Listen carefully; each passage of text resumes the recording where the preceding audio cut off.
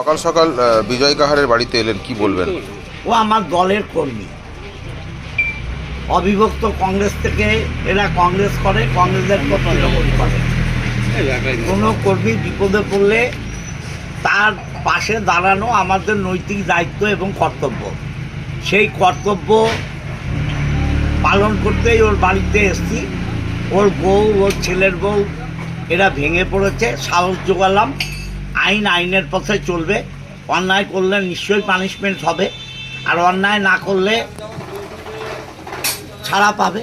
দেখা যাক কী হয়। অন্যায় করলে বিচার হবে।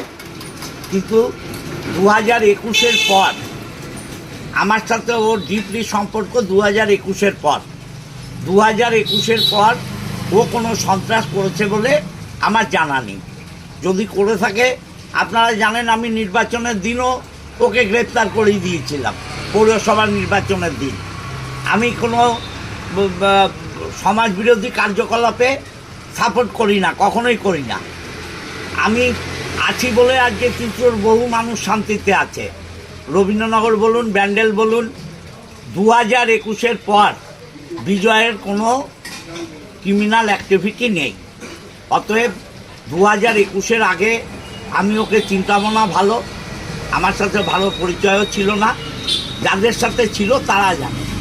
আমি যেটা জানি যে 21-এর পর ও মানুষের সাথে বা কোনো খারাপ ব্যবহার করেনি। আর যদি করে থাকে, আইনের রাস্তায় যাবে, বিচার হবে, শাস্তি পাবে। আর না করলে শাস্তি পাবে না। আমি আমার ব্যক্তিগত আমি দুর্বল বিজয়ের পরিবারের কাছে। 2021-এ আমি খুব টাফ লড়াই দিয়েছিলাম, তখন বিজয় আমার পাশে ছিল। কি বলবেন 2017-র একটা কেসে এখন অ্যারেস্ট হলো? দেখুন, এ তো আইনের ব্যাপার, পুলিশ করেছে, কোর্টে বিচার রয়েছে। বিচার অবস্থায় আমি কেস নিয়ে কিছু বলবো না। আমাদের আইনের উপর ভরসা আছে, নিশ্চয়ই সঠিক সিদ্ধান্ত বিচারকরা নেবেন।